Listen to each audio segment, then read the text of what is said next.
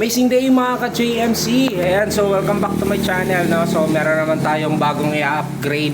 Ito si Kinetic DRK-8 na dating naka L2 R3 na naka 2x8 speed L2. Ngayon papalitan ni boss. Mula STI niya gagawin niyang Concept R9. So ito po ay submit, stem, drop bar, yung crank, hub. Gusto niya cassette type, tapos gusto niya rin na tunog mayaman na. Ayan o. Tapos yung rim niya, ginawa niya 50mm. Ayan na po yung bagong setup. So, tunog mamaw na. Seat post, haba nito, 450mm. Tapos saddle, nagpalit na rin siya. So, ito yun o. Yan na po yung bagong setup ni Kinetic DRK-8. Sa mga gusto magpaayos, available po dito sa JMC Bikes Bicol. Search nyo lang sa Google Map JMC Bikes Bicol na San Francisco, Ocampo, Camarines Sur. Tapat lang po kami ng Shell Gasoline Station. Sa mga gusto rin mag-avail ng bikes, ayan, so marami kayong pagpipili ang mga bisikleta. From road bike, mountain bike, kids bike, fixed gear, ayan, so mini mountain bike. Napakaraming klaseng mountain bike dito na pwede nyong pagpilian. Sa mga malalapit, punta lang po kayo dito sa San Francisco, Campo, Camarines Sur. Sa mga gusto rin pa-ship, no? Ship nationwide kami kasi ang sulok na Pilipinas through TikTok Shop.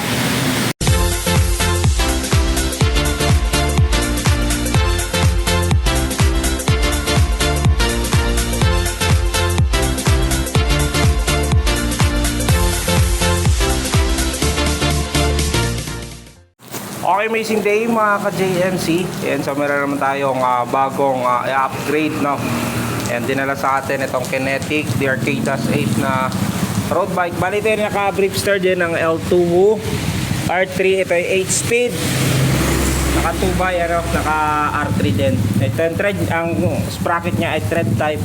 So ang gagawin ni kuya, gusto niyang i-upgrade yung stem, yung drop bar, papalitan, rim, hub, crank. Siyempre gagawin yung cassette type, yung kanyang sprocket, no? So dito, ito yung ipapalit nya. Ito yung drop bar, ay kasama pala yung seat post, saddle, yan yung crank. Same lang naman, square type. Pero dito STI nya, submit, 9 speed. Tas cassette type na. Hub nya, tangke. Okay, so rim nya, ayan o, 50mm.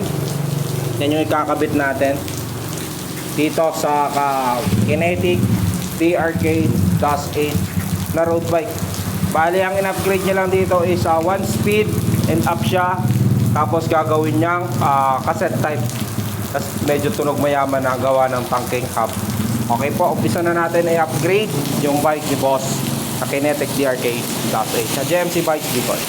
Okay, so bali inuna ko muna yung stem, drop bar, saka yung Bripster nya or STI natin kung tawagin. Ayan, sinuna ko na. Tapos yung cabling, ayan, so dito ako natagalan kasi pinasok ko yung cable dito. Ayan, patagos dito sa ilalim para malinis siya tignan.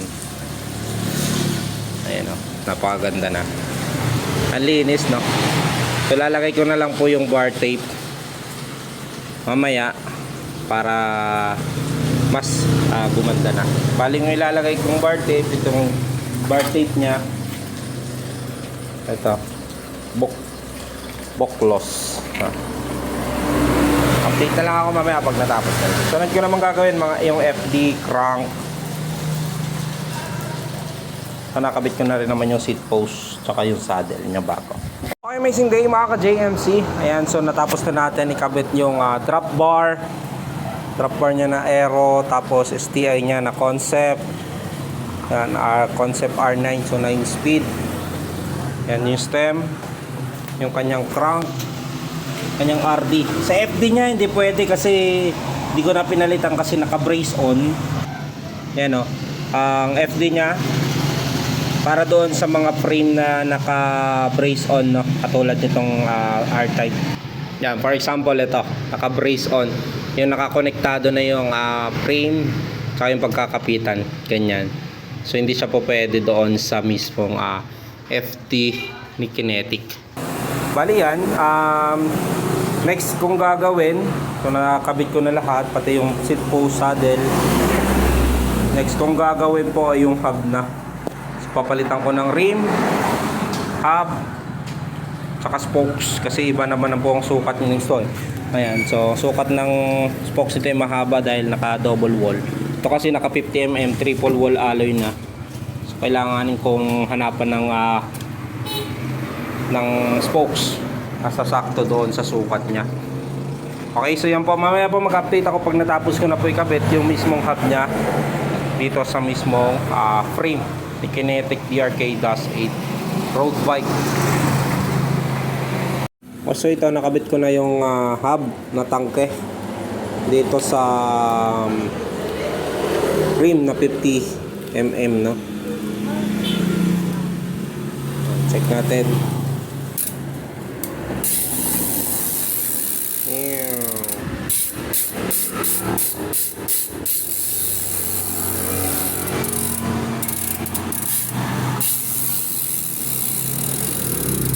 Alignment na lang mamaya.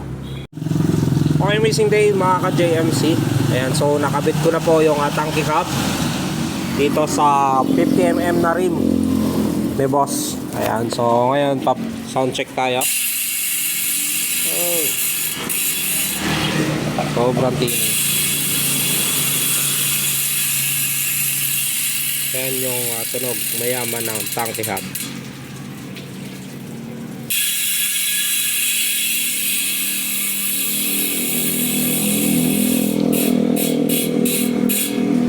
Okay, sa mga nagtatanong, ayan, so ano nga ba ang kaibahan ng dalawang klaseng hub?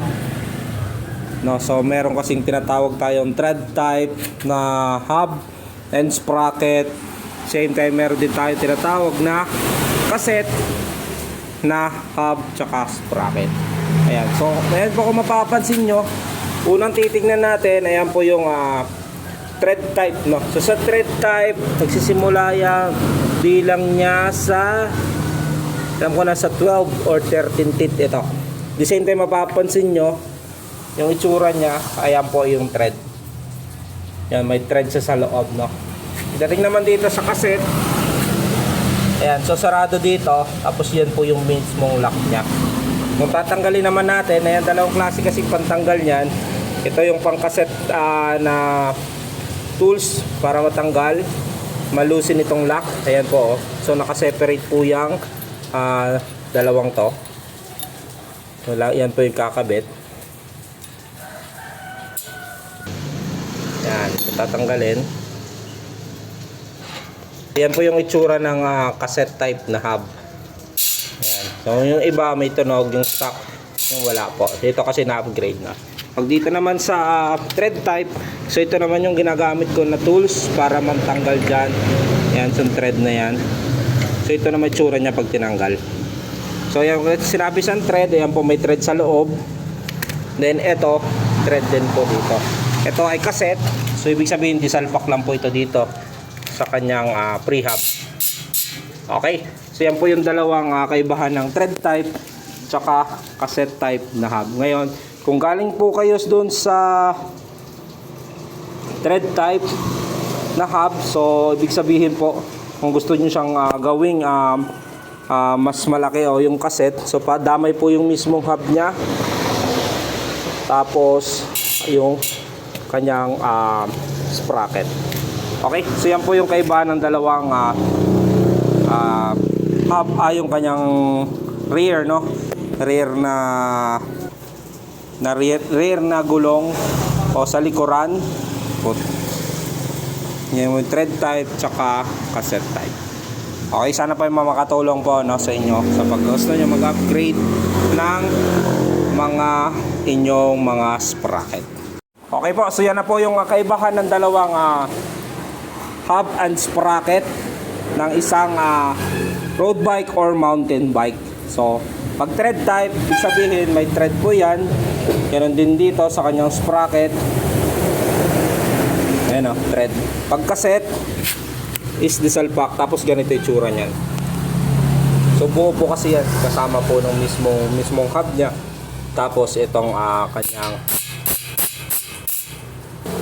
free hub. Yan po ay naka-upgrade na po ito kasi palitan na natin ito cassette. Ito yung dating rim nya. Tapos ito na, upgrade na ito cassette. Ito na ikakabit sa kanya. 11 to 30 teeth. So, ang cassette is nanggagaling po o nagsisimula sa 11 teeth. Ayan po, makikita natin. Tapos, ito po yung mismong lock nya. Pag sa thread type naman, ayan, so tignan natin kung may makikita tayong bilang ng teeth, no? Pero pwede natin bilangin yan, no? 1, 2, 3, 4, 5, 6, 7, 8, 9, 10, 11, 12, 13 teeth. Ayan, so 13 teeth hanggang 28 teeth ang mostly nakakabit dyan sa mga thread type. Pero ang makikita mo lang thread type, merong 7, 6, 8, 9. Yan po usually nakikita ko. Sa 10, bihira, pero meron 10 na thread type. Pero kapare-parehas po ng laki po yan. Okay, no? So kung kayo po ay magka-cassette type, for example, mag-upgrade po kayo ng cassette, so check nyo po, no, kung yung mismong hub na nabili nyo ay pang ilang speed ang maximum. For example, itong tangke, ayan, sa tangke na to, ayan po ay 12 speed yung maximum. Pero meron hub na pang 10 speed ang maximum. Okay, so kung kayo ay kaya nito, kakabit natin is 9 speed, kung kailanganin po natin ng spacer nya. Ayan, sa spacer, yan po yung pinaka-importante para hindi umalog yung mismong sprocket nyo o yung sprocket dito sa kanyang hub. Ayan, so ikakabit na natin yan. Tapos hahanapin nyo dito yung pinakamaliit, no? Ayan, sa pinakamaliit na yan, sa dito, para yan pang pinakamabilis na palatandaan para may pasok nitong thread yung cassette natin na sprocket. Yan, pinakahuli, ayan po ay yung 11 teeth. Yan, ito, kitang kita naman yung maliit yan. Yan, so tapos ito yung lock nya. Yan, for example, ito ay submit. Ayan yung lock nya. So gagamitan natin ng proper tools, no, para mas humigpit sa loob. So make sure nyo po na hindi tabingi yung pagkakabit nyo. Yan. So kailangan ng spacer para hindi umalog yung mismong sprocket nyo. Ayan, kung mapapansin nyo, no, siya yung sumusuporta dun sa loob. Ayan, so magagamit nyo kasi itong spacer na yan pag 10 speed below, no, about 10, 9, 8, 7, depende. Pero wala naman akong kitang cassette na 7 eh, bihira pa. Either meron, pero bihira na siya nagagamit. Kasi mostly ang ginagamit na nila is 8 speed, no, lalo sa road bike. Kasi mga 8 speed ang mismong lumalabas. Yan. So ito, yan yung spacer, pinaka-importante yan pagdating sa mga hub. Pero kung kayo po ang magti-12 speed, kasi ang hub nyo is 12 speed, tanggalin nyo na po yung mismong spacer na yan. Yan ang yung kabit ng tangke natin na hub. So ikakabit ko na lang po dyan yung mismong rotor nya.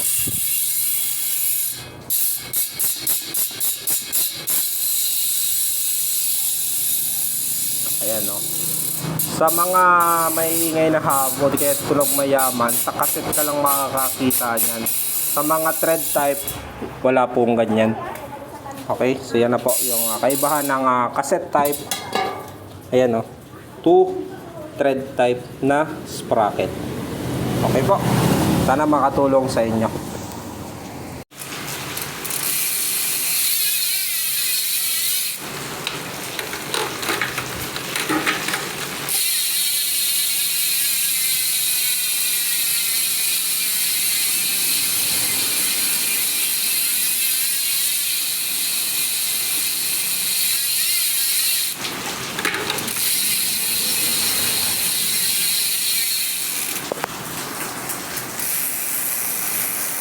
Okay, amazing day mga ka-JMC. And so natapos na natin, no, i-upgrade yung bike ni boss. Ayan, so mga gamit na tinanong, bali ang pinalitan dito, stem, yan, ginawa niyang 100mm.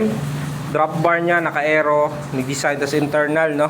So pinasok natin yung mismong cable ng shifter at saka yung brakes.